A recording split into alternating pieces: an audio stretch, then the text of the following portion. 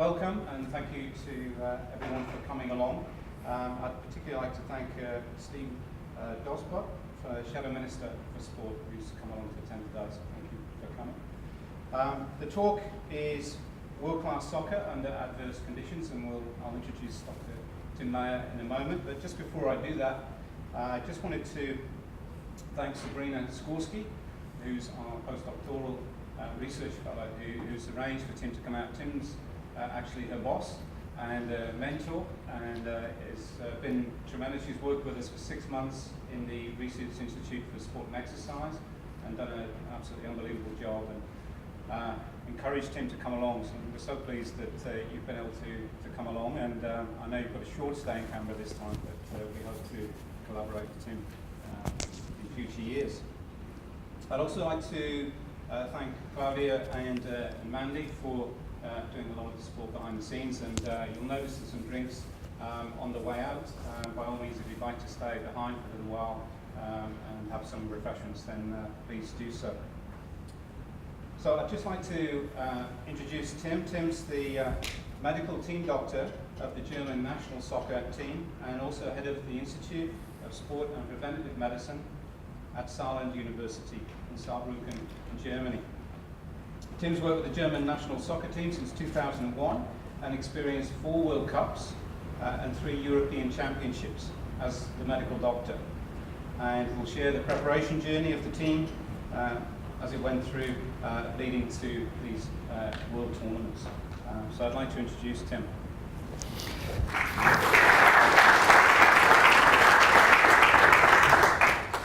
Thank you very much, Kevin, for these introductory words.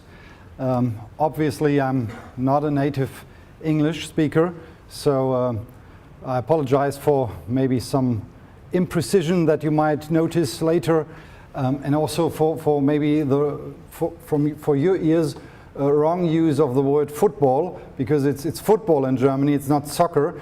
So when I talk about football, I mean soccer, just to define that. Okay, it's about the last 2 World Cups, which both imposed some medical problems, some preparation problems. The first one in South Africa, and the second one for us a little bit more successful in South America, in Brazil. And before I start to go into some details and start with the South African World Cup, let me point out that I think one thing is maybe of main importance for us. It's not that we're always looking after new tools and something that's developed especially for us, and I think it's more the thorough use of the knowledge that has been collected over years that's counting for us. You can imagine that during first half of the year of a World Cup, there are a lot of companies and persons coming along offering products and tools that we really need to be successful. But although we have not used, I think, 5% of these, success seems to be possible. South Africa in 2010, this was Go Leo. You might remember it. Go Leo was the mascot of South Africa, and what you might even better remember is the vuvuzelas, these little horns that have been used by thousands of South African spectators in the stadium. And I think the very first match for Australia was also the very first match of Germany in that tournament. And I have never experienced such a not such a loud crowd, but such a peculiar sound in a stadium before. When it comes to preparation, at least in European football, it's always a little bit about the dates and the schedule. So to really know about the preparation, you need to know what happens before an December draw in South Africa, when we knew that we played Australia, Ghana and Serbia.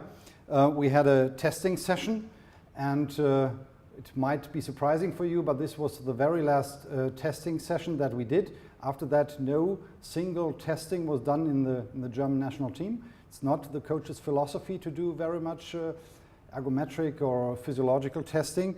At that time, we tested endurance and jumping abilities. That was in January.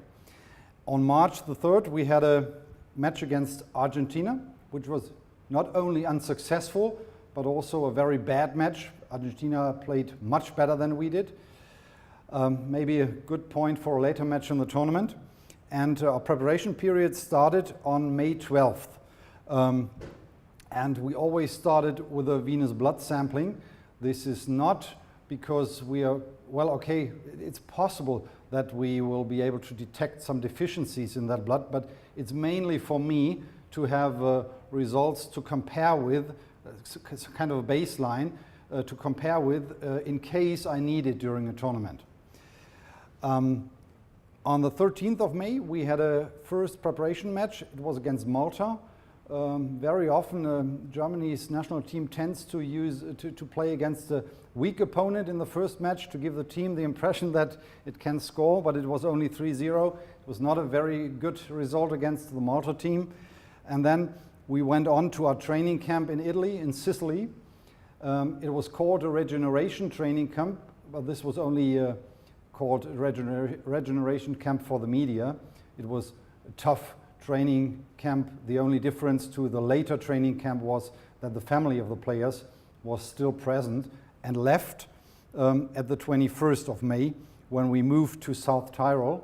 South Tyrol, which is the most northern part of Italy, and the population of South Tyrol is mainly German speaking and very friendly. It's a very friendly atmosphere, very safe weather there.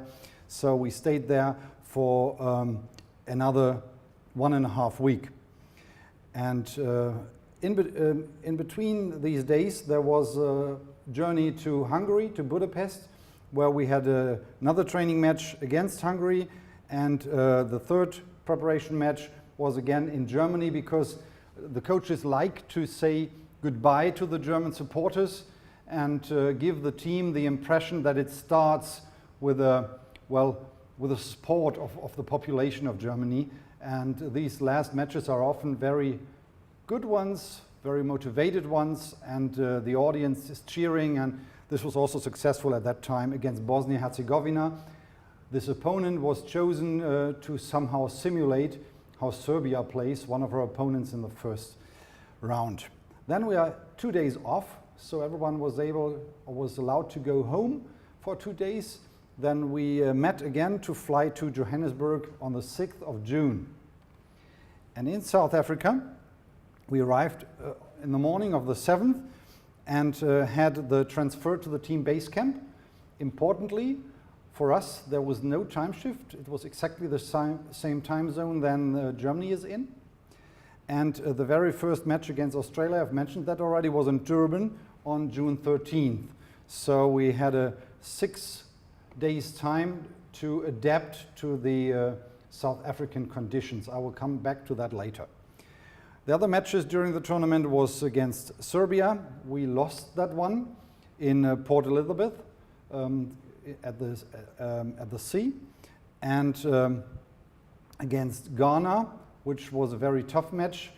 Those of you who are very familiar with the European football scene will know that the two brothers Boateng played against each other. One of them is part of our team, Jerome, and the other one, Kevin Prince, is part of the Ghana team. And then we played England in Bloemfontein, and I've given you the altitude of these two sites, of these two venues, and we'll again come back to that later, because altitude was an issue obviously in South Africa. After that England match, and I think it's similar in Australia, while the internet can be seen worldwide, German supporters brought out some pictures, and this is a reminder to 1966, which you can see on the left-hand side, with a peculiar goal against Germany in the overtime period. England scored 3-2, and this is Uwe Seeler, the team captain at that time, and leaving the pitch. And on the right-hand side you can see Wayne Rooney, and you may remember that during this match, during this 4-1, there was a similar goal, but this was clearly behind the line, so the referee decided that wrongly, and so it was a clear disadvantage for the English team in that match. But I think over the whole match it was it was a correct success for us. And after that match, also this was seen, but this doesn't necessarily have been from German supporters, but both of them were out of Africa after that game. Then we went on to the Argentina match. I think the best one of our team in the tournament at Cape Town, again at sea level. 4-0, 1-0 at halftime. Really very good match, and I think at that time maybe not the team but the supporters became a little bit too optimistic. You can see this here. Obviously, wrong spelling. It's a German supporter who has brought that into the internet, and they wanted us to beat the Spanish, of course, and the Dutch in the final, but we didn't. And this was also a little bit wrongly published. Yeah. So we would have liked that to be correct, but Spain beat us clearly by 1-0 in the semi, and in the match for the third place, we beat Uruguay again in Port Elizabeth. It's worth mentioning that the travel during that tournament is regulated by FIFA, and you have to arrive at the venue not later than the match day -1, so it's impossible to go there on match day. And we always traveled back to our team base camp on match day. And an important point that allowed us to do so is that there is no time shift between Europe and South Africa. And the European television transmission times are typically the main basis for FIFA to schedule the matches over the day. So we did not have any matches very early on the day at midday like in Brazil, or very late matches at 10 in the evening. It was all nice European TV time, which allowed us to go back to our team base camp, which is a kind of coming home during a tournament on the match day itself. The circumstances in South Africa are made of a little bit of climate problems. We have at least shorter days. We came from the European summer with sunlight until about 9:30 in the evening, and came to South Africa where the sun disappears around 5:30 to 6 p.m. It was similarly warm than in Germany at least, but the nights are really cold, and it can become below 0 degrees Celsius. And there was at least possible rain at the coast. We have not experienced that. And between the coast and the inland, some climate changes that we had during one flight only. Also there, at least we expected possible hygiene problems. This could come from water issues. It also can come from poisoned food. It can come from diseases. Over the tournament, there was no real problem dealing with these, and this is mainly, well, always if you approach a tournament, the media and others report that big hygiene issues are coming. The team will face big hygiene issues, although during the tournament, with all the measures being taken by the hotels and by the stadiums, these problems appear somewhat smaller than they were described before. And the main issue in South Africa was altitude. We had at least 2 venues that were at moderate altitude. You've seen that, 1,350 meters high and 1,600 meters high. And at least following the consensus statement being published 2 years before the tournament by FIFA, Jerzy Dvorak, together with Bengt Saltin from Copenhagen and Peter Bertsch from Heidelberg. It is, of course, not an altitude where you would usually do altitude training. That should be at least 200, 300 meters higher. But according to this statement, it can at least cause some problems. These authors said that a short acclimatization period of 3 to 5 days might be useful to approach peak performance. So our 6 days period stay in Johannesburg, our team base camp was close to Johannesburg, was at least sufficient to fulfill these requirements. So we informed all our players about the issue before, that they were all unexperienced to altitude, and our arrival was early enough to allow for a sufficient acclimatization period, particularly because the match schedule was fortunate for us. The 2 first matches were not played at altitude, they were played at sea level, so our very first exposure to altitude during match play was about 15 or 16 days after our arrival, and we stayed in a team base camp at almost 1,500 meters. So in that sense, acclimatization was really ensured with a safety period in between. Our measures to manage the altitude issue were, of course, information to the players what they might expect. We also have a close look at the iron parameters in our venous blood sample, because we didn't want our players to go to the altitude with the iron deficiency.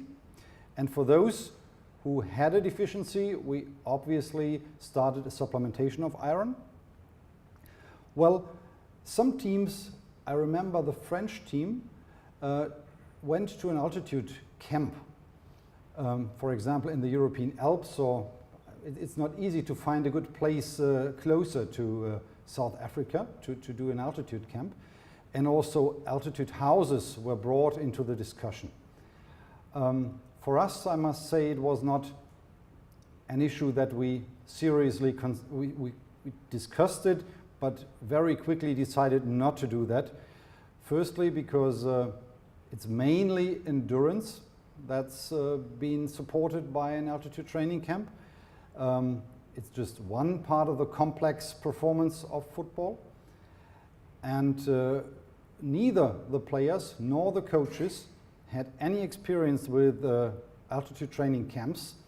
And if you go to such a camp with a team of 23 players that are all unexperienced, it's very hard to deal with all these issues. It can be the acute reaction to altitude, which at least leads to the need of taking the training load down, decreasing the training load. It can also be some headache or other issues, and so we stayed away from that. Besides, at least in the Europe altitude areas, staying with a team is not an easy task, because they need to find some relaxation. They need maybe to have a free evening and go somewhere. But if you're staying in the Alps or in a similar situation in other mountains, it's not easy to organize that. So this was not an issue, and the same is true for an altitude house. You need to stay for several hours per day in such a house to really reach the adaptation, and we can't really do that with such a team. I think the problems that I've told you about would even be larger in an altitude house than we could expect that at an altitude camp. What we did to check for those players who might be affected by altitude during the first days of our stay in South Africa was, firstly, of course, talking to them, and to somehow try to somehow get some objective measures. We used the REST queue, a questionnaire that covers recovery state and also the load that the players experience. And we kind of maybe invented a very easy test. So we didn't want to stress them, and we didn't want to take resting measures, but we wanted to address performance somehow. So during our stay in Sicily, we made a pre-test and let all our players cycle 100 watts at a certain time of the day for 6 minutes and measured heart rate. We took these bikes to South Africa and repeated exactly the same test at exactly the same time. Given estimated variability from day to day of 5 beats per minute, we considered someone who was more than 7 beats per minute higher on the second test a candidate, at least, for someone who experiences altitude problems. If this result was came together with our impression, or maybe an increase in the rescue score, then we considered this player to be a candidate for a little bit more recovery, because he might experience the altitude as too stressful. But we had only 2 of our players fulfilling these criteria, and they were taken out from part of the training sessions, and after, as far as I remember, it's 4 years ago now, after 4 days there was no one left with problems, and even during the tournament nothing else occurred what at least we brought together with the altitude exposure. Of course, we tried to monitor the recovery needs and the load during the tournament. It's not only altitude, but it's also the repeated competition, obviously. And I think if we have a look into the literature in connection with football, there are no clearly established parameters to monitor the load. But what we did over 7 or 8 tournaments was taking routine samples of creatine kinase and urea. So for many of these players we had an individual profile, and I think this is what you can work with. If you have an individual profile for players under similar conditions and find deviations from that, this might be a basis to react. All over the tournament there were not many players who showed high values, and I remember only 2 instances when we discussed taking players out because of that.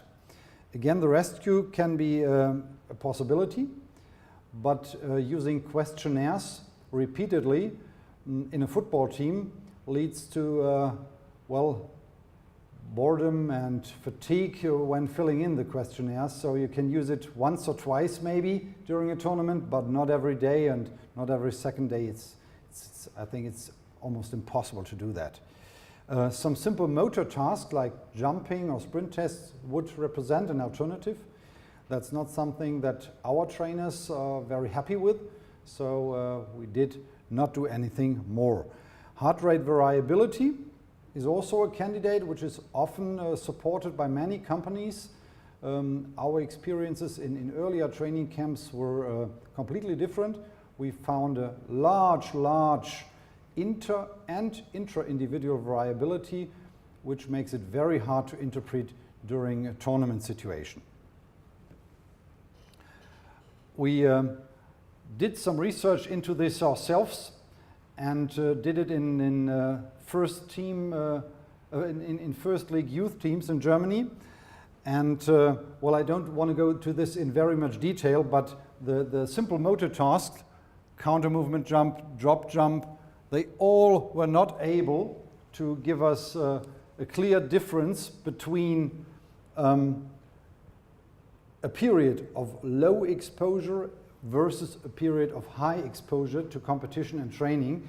And the same thing is true if we have a look at laboratory parameters. And even for those 2 that we have used, I mentioned that CK and urea, we have not found any difference between these periods of low versus high exposure. So the only way, from my point of view, to approach this monitoring issue might be to have individual profiles. This will not work in each individual, but in some it might work. Before this tournament in South Africa, we gave several messages to our players. To understand this, you must know that the German media who cover football extensively reported that hygiene and particularly altitude could be a very, very high risk for the performance of our team.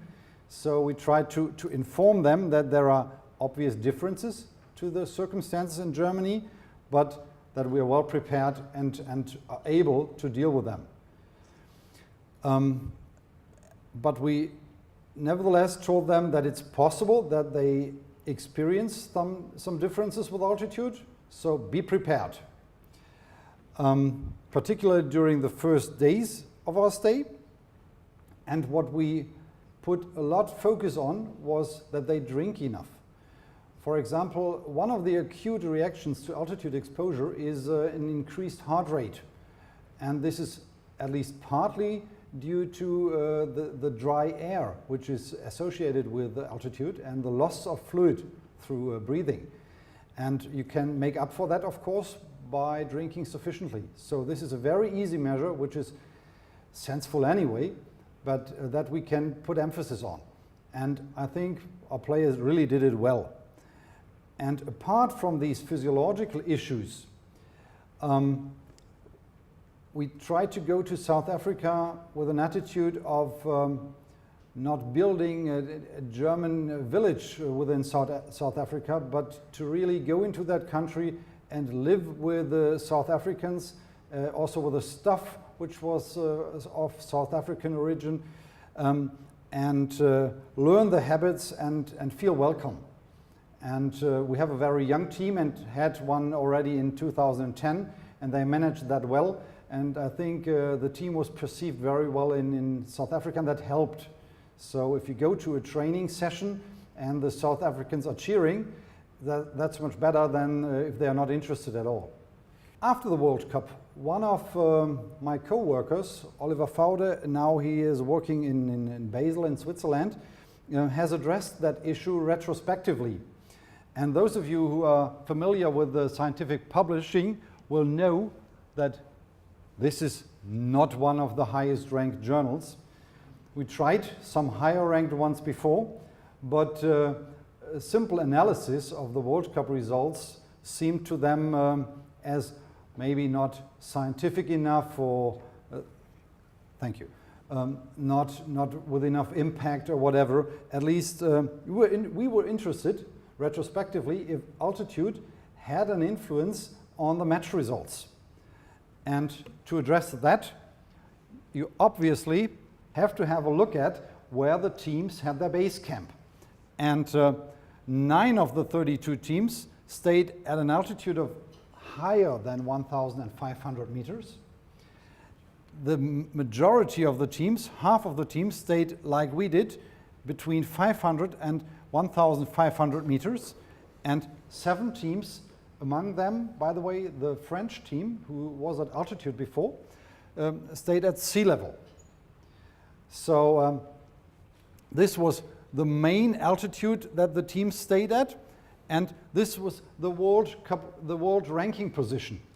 This is not unimportant, because when you later want to compare these groups, it is of obvious importance that the teams that stayed at this altitude are of about the same strength, about the same performance. This is the median world ranking position of these 9 teams. This is the median position of these teams, and again, and you see that they are very close to each other. So these groups, these 3 groups, are not different in terms of their theoretical abilities. And this is the number of teams that was out of the tournament after the first round. And you see that those staying at sea level were out of the tournament not later than after the round of the last 16. And of course, you can also break that down to scoring goals. And, oh, okay, you could come here and you can see it more clearly on the screen. So this color is completely different from that color. But I can tell you that even the scoring of goals, the relation between goals scored and goals received was in favor of the teams staying at altitude. And the best performance was seen in the teams staying at moderate altitude. This is maybe not a scientific proof, but it's something like an indication that I want to be careful that staying at sea level during such a tournament is everything else than ideal when you have matches that are played at moderate altitude. Staying at a very high team base camp might cause some problems over the first days. I have no reports from these teams, but at least the moderate solution, which was chosen by half of all teams, seemed to be the ideal way to deal with the altitude issue. Okay, the issue in South Africa was mainly altitude. This was not a topic in Brazil. Brazil 2014 was successful for us. I have mentioned that already. And this is sad in Germany, and I'm in some doubt about that, is at least partly due to the good medical and physiological preparation. You can decide yourself, but I think the main part of this success is the athletic and the sporting ability of our players, and not the preparation. But let's see. Again, the dates that have to be taken into account for our preparation. The last day of the German First League was the 10th of May, and the German Cup final, in which we had our two leading teams, Dortmund and Munich, was played on the 17th of May. So before this 17th, there was no way of getting together a whole team. On the 24th, there was the Champions League final.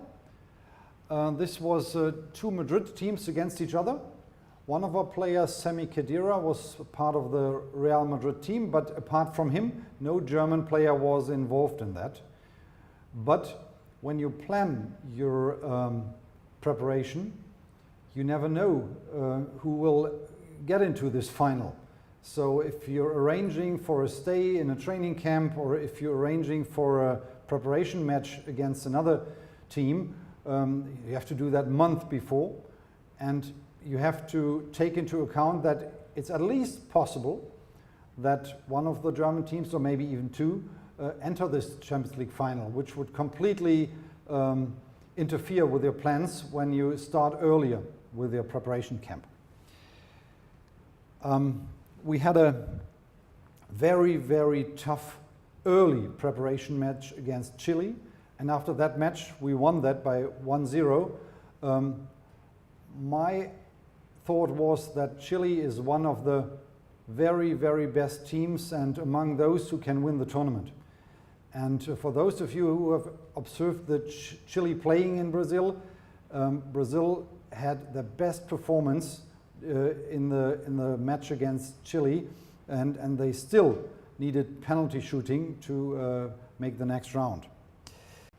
Then we met again for our preparation camp again in South Tyrol, and the reason for choosing South Tyrol was the good experience in 2010. We did not stay at the same place, but in the same area. And on June the 1st, we had a preparation match against Cameroon in Germany. This was tied 2-2, it was not a good match. Then we had again these 2 days off, and on June 6th we played Armenia. This was much better, beat them by 6-1, and on the 7th of June flew to Brazil and had an arrival in the morning of June 8th. This was, the arrival in the morning was something that our team manager Oliver Bierhoff put a lot of emphasis on. He wanted the players to enter the team base camp, not in the evening when everything's dark and not so nice, but in the morning with the sunshine, and that completely worked. We had a nice day at that time, and so we arrived in the team base camp, it was light, and the mood was good, and so this plan really worked. You might, given that we have a jet lag, you might ask why we didn't go to South America earlier. Initially, we planned to go there earlier, and this would also have been a possibility to address the acclimatization to warm temperature. And our idea was maybe to play in Uruguay, against Uruguay, and this is moderate climate, the circumstances and the conditions in Uruguay are nice for a team to stay, and then we wanted to move to Brazil into our team base camp. But unfortunately, the Uruguayan association didn't want to play against us, and so this didn't work, and you're not allowed to play in Brazil for 14 days before the tournament starts. And the rivalry between Germany and Argentina is too large to allow for a match in Argentina. And if you still want to go to South America, there's the countries that are remaining are Chile, we had played against Chile already, Peru, Colombia, Venezuela, so a little bit difficult countries for a preparation camp or for a match. Some of them at altitude, which we didn't need for this tournament. So finally we decided to stay in Germany for both friendly matches and go to Brazil as early as possible.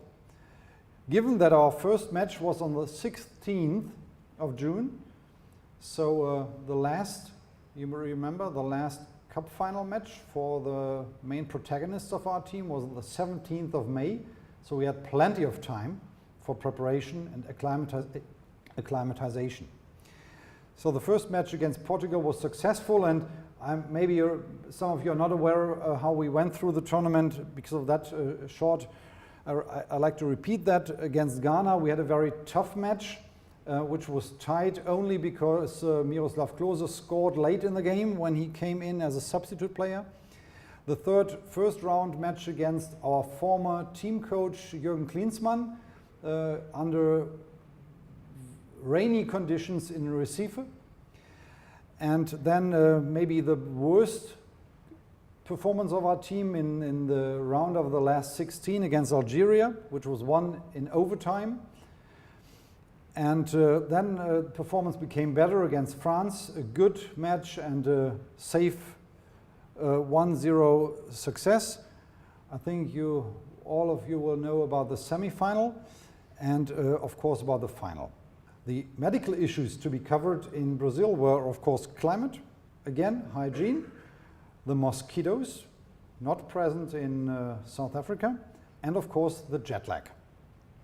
This was our training site in February, when we had our first journey to Brazil to see what's happening there and to prepare for all the medical issues during the tournament. I must mention that I had 3 weeks of holiday the year before, private holiday. Well, if you're traveling to a country where you play the World Cup next year, it's never only private. You always have some impressions and know how life works in that country. I consider that experience very valuable. This training site under the climate conditions in Brazil was a perfect one 4 months later. So this was perfect lawn and no problem to have as many training sessions there as we needed. And the next photo is one of our base camp, also in February. And if you have a look at this, and this, you see that they were still building it. And I can tell you that the team base camp was ready not earlier than the day when we arrived. And even then we were not able to put the soap somewhere in the bathroom. They simply forgot it. In German media, there was a lot of criticism around this team base camp because they said the German FA builds its own hotel and this is a luxury home. I have never, during my stay with a German team, I have never been in such a not luxury home as this one. It was very nice. It was close to the sea and it was all open and we could live together very nicely, but it was everything else than luxury. I think from all I've heard about other team-based camps, we probably had the best one. Again, not because it was so luxurious, but because there was a way of meeting each other outside, eating together under the sun, but also some places to stay on your own. So the players really had the opportunity to meet and to play cards and maybe to play golf or whatever, but on the other hand side, go back into their room and read a book. For our 23 players, we had 4 large houses with 6 players per house and 5 players in one of them, of course. And the players were responsible to put the other players together to make a mixture per house. So it was not the coaches who decided about who's living with whom, but the players themselves. And again, that really worked well. So if we have a closer look at the tournament and the country itself, then we can easily see that some areas of Brazil are close to the equator, so it's really hot and humid, particularly in Manaus. The Italian and the English team had bad luck and their first match to be played there. And the distances are considerable. From Fortaleza, our most northern match, the first one against Portugal, to Porto Alegre, the most southern venue. It's more than 3,000 kilometers. Well, in Australia you're used to these distances, but not if you're living in Germany. Even you can play a tournament in whole Europe and you will rarely have larger distances than this one. But also this distance is more than 3,000 kilometers. Even here it's 2,500 and this is 2,500. And this is where our team base camp was located. So it is in Salvador da Bahia. The region is called Bahia, therefore we called our camp Campo Bahia. This term is well known in Germany now. And the village is Santo André, and maybe you know the city Porto Seguro. It's a city where many Brazilians spend their holiday. And if you have a look at the south-north localization, it's not in the hottest area, but almost. So at this, we had a little bit of a tropical climate there, but not as much as up here. For example, in Fortaleza, our most northern match, it was about 5 degrees hotter than in our Campo Bahia. But this was, from our point of view, enough to acclimatize to the conditions. And before we had the draw in December, we had 2 options. This was the one option for a tournament schedule with many matches in the north. And all 3 matches of the first round were in the north. And we had a more southern option to stay for another schedule, which would have led us more to the southern places of Brazil. So after the draw, it was clear to go to Campo Bahia. And this is the climate in Brazil during these days. The Salvador climate, Salvador was, I was wrongly telling you that the first match was in Fortaleza. Our first match was in Salvador, sorry. The second match was in Fortaleza. So Salvador climate was very similar to our Campo Bahia. And Fortaleza and Recife, very humid, very hot. 15 rainy days per month. And then Porto Alegre, really cold sometimes, particularly during the nights. And when we stayed in Porto Alegre, it was even colder. We had a little bit of bad luck, very cold days. And the next 2 days we had a lot of upper respiratory tract infections. Unfortunately also in 5 players, but mainly in the staff. So during that time, it was really on the edge of becoming a large problem. Fortunately, players recovered quickly, and we were able to put them in all. There was no one out for the next match against France. The nicest climate of all these venues is probably in Rio de Janeiro. This time of the year, it's mostly sunny, but not so hot and not humid. Whereas on the day that we played France, in the stadium, it was half and half.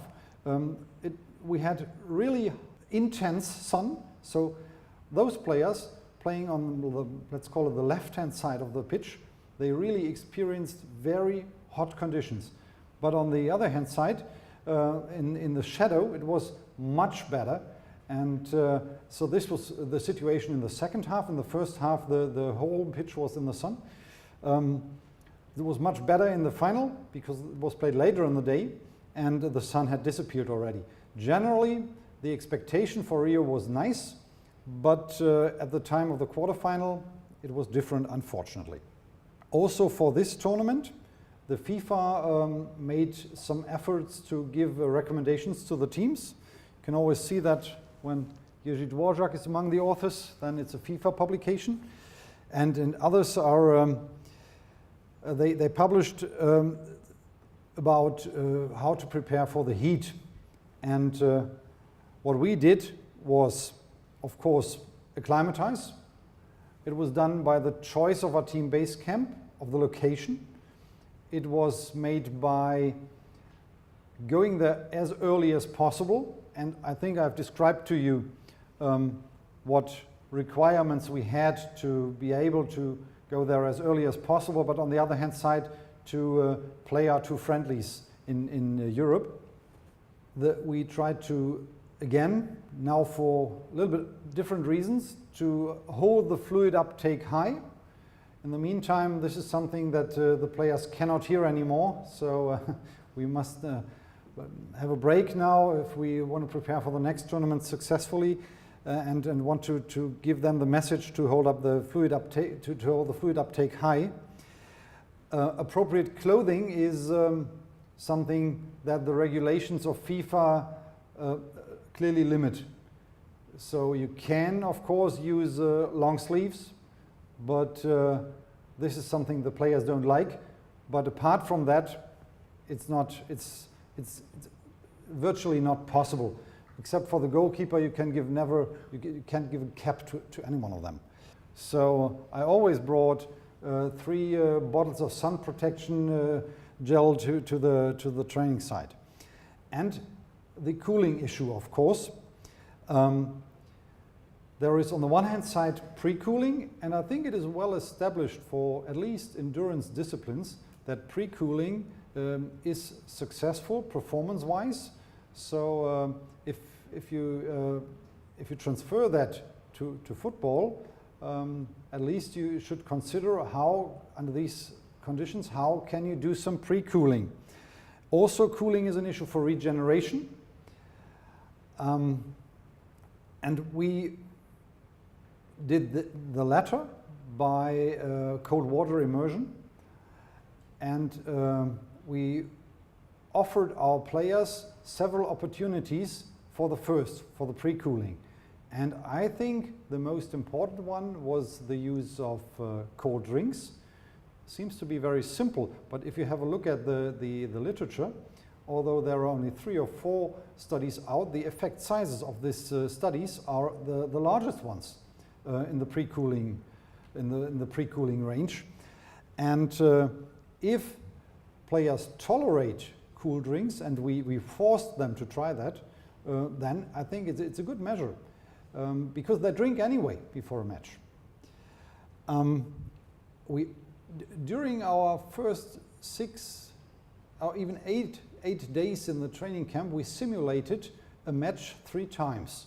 That means we held a training session at the match time, which was twice at 1 o'clock, so very hot. And the training session was 90 minutes, and we had a break in between, like the halftime break. And during that break, we offered to them several cooling opportunities.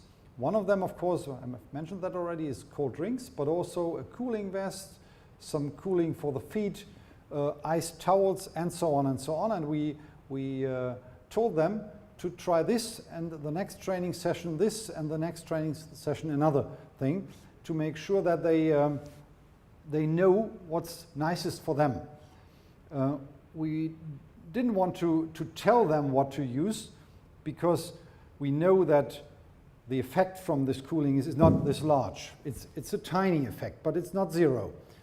But the players should put this cooling into their personal schedule. And that means, from our point of view, that you must simulate it. And we did it 3 times. And during our match plays, the 23 players used at least 4 different methods of cooling. But everyone was experienced to his own method. We had a lot of experience from other kinds of sport, and again you will see this name reoccurs. Oliver Faude, he wrote a report about cold application in elite sports, so I think we had a lot of experiences when going into this tournament. More important than in South Africa appeared the hygiene issue. Well, we had a newly built training camp. They wanted to build a hotel anyway, but it still was newly built, and this obviously means that you cannot be sure that the quality of the drinking water is sufficient. This was tested, and the water used for making coffee and drinks and food was from a big tank. Showering was safe, but we told our players not to use other water than bottled water for cleaning the teeth. There were reports about diarrhea from adenoviruses in the area before the tournament. Therefore, we informed our players that hand hygiene is a very important issue. And washing the hands is one point, but to give them a reminder, they all received a 100 milliliter disinfectant solution to put into their bathroom. I can't tell you if they used that, I don't know, but that's what we tried to enforce it. Again, something which was brought in by the media several times is the mosquito issue. The malaria in Brazil is mainly located in the Amazonas area. We have not traveled to that area, and fortunately have not played in Manaus, but advised at least the staff and the supporters who might be traveling during the tournament that they should have medication present in case they're bitten. But in the area where we stayed, malaria was not an issue, whereas dengue fever was. Dengue fever is present throughout many areas of Brazil. It's also being transmitted by a mosquito, a different one than malaria. It's a virus disease, which means antibiotics are useless, and there is no vaccination present for that. So it comes down to the fight against the vectors, against the mosquitoes, and maybe even a little bit fortunately, it's also an issue for the Brazilian population. Dengue fever is highly prevalent in Brazil, and therefore the administration, the health administration of Brazil is very active in the fight against vectors by insecticides. For us, that means, in addition to that, we can only try to avoid bites. This, again, is appropriate clothing, if possible, under these heat conditions. This means that we should avoid breeding places. So small places with water within the camp had to be avoided. And our windows got some barriers against mosquitoes. We gave, in addition to the disinfectant bottles, we gave repellents to our players and advised them to use them thrice per day. And not only covering the skin, but also their clothes. The last point with the mosquitoes is yellow fever. Again, yellow fever is present mainly in the Amazonas area, but also in others and even close to some cities. One could argue that the places where you stay as a player during a tournament are not so dangerous for yellow fever, but the German Ministry of the External advises everyone who travels to Brazil to take a yellow fever vaccination. So therefore we organized that for the whole team, and I'm a little bit proud of the fact that we really achieved that. It's not self-explanatory in football that we only had one single member of our team, including the staff, that was not vaccinated against yellow fever. We later this year we wrote an article about the vaccination in elite athletes, which had a focus also on Brazil. Jet lag was not an issue in South Africa, but here. And the difference between German time and Brazilian time is 5 hours. Usually you can try to pre-adapt during your stay in your home country, which in the case of Brazil would mean that we would have told our players to go to bed very late the days before the journey and to wake up late. I think this is a measure with which you can steal about 2 hours. But unfortunately, on the very last day of our stay in Germany, we had this friendly match. So it's hard to advise the players to do so. So this opportunity was not one for us. So it came down to sleep management during the flight. You remember we arrived in the early morning. So we advised our players to mainly sleep in the second half of the flight. And therefore waking up in the morning of Brazil. And then a long day, but manage to stay awake, and in the evening you can go to sleep again. 5 hours is not so much, I admit, but nevertheless an issue for at least the first 2 to 3 days of training, and we came along well. No player used any drugs, also not melatonin. Melatonin is not has no allowance in Germany, so it would have been to be imported anyway. We didn't even carry that. Some sleeping pills were used by staff only, staff members only. And there were some other issues that I'd like to at least mention. FIFA required the pre-competition medical assessment, PCMA. Fortunately, in the German First League, we have a very, very similar system that covers all the examinations necessary for the FIFA PCMA. Therefore, we didn't have to do anything except for the players who are in clubs outside of Germany, because the regulations in Spain and in England are different. The examinations done in these two countries are much less than those that FIFA requires. We gave, in the month before the tournament, we gave a lot of information not only to the members of our team, but also to the supporters of the team, and informed them and ourselves about the Brazilian healthcare system. And our preparation visit in February was very valuable in terms of getting to know to this Brazilian system. But these are, I think, minor points that nevertheless took a lot of time during the preparation phase.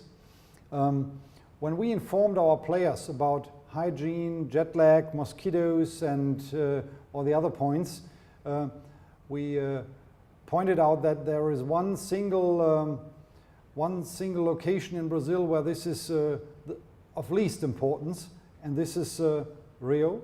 So the aim was going to Maracanã, not only for performance reasons, for success reasons, but also from a medical point of view. And therefore this was possible in the evening after the final.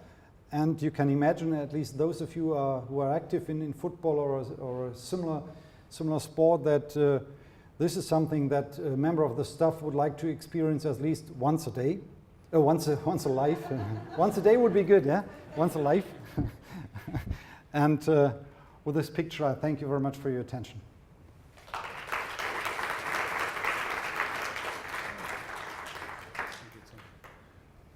Okay, have you got time just for a couple of questions? I know he's done 2 overnight flights so far, so to do an hour is pretty impressive, so thank you so much for that. But there's a couple of questions.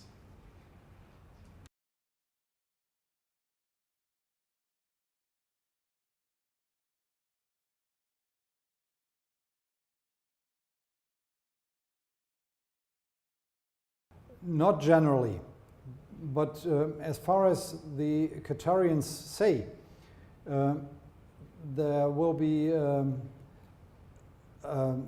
acclimatization, there will be air conditioning of all the stadiums. So if that's true, you might not even need this because it's cooler than in Brazil. I don't believe that it's a good idea to give the tournament to Qatar, but I don't think that the main problems will arise within the stadium as long as it's really air conditioned. But I trust them that they will be able to do that.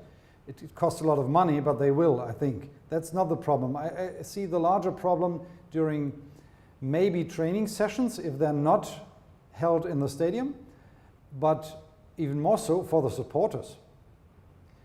I don't think the greatest risk is during match play, as long as the stadiums are air conditioned.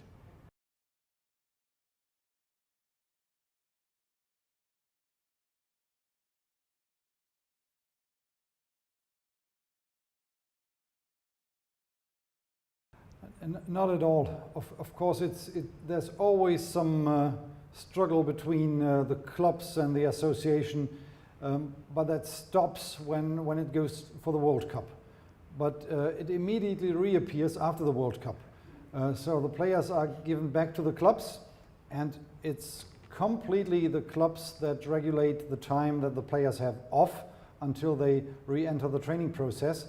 Of course, we can give recommendations, but sometimes it's better not to give them because the clubs say, well, it's our players and we know what's best for them. But there seems to be some agreement that during the tournament and during the preparation period, there are no disturbances from the clubs. Thank you very much for your attention, and thank you to Tim. Thank you.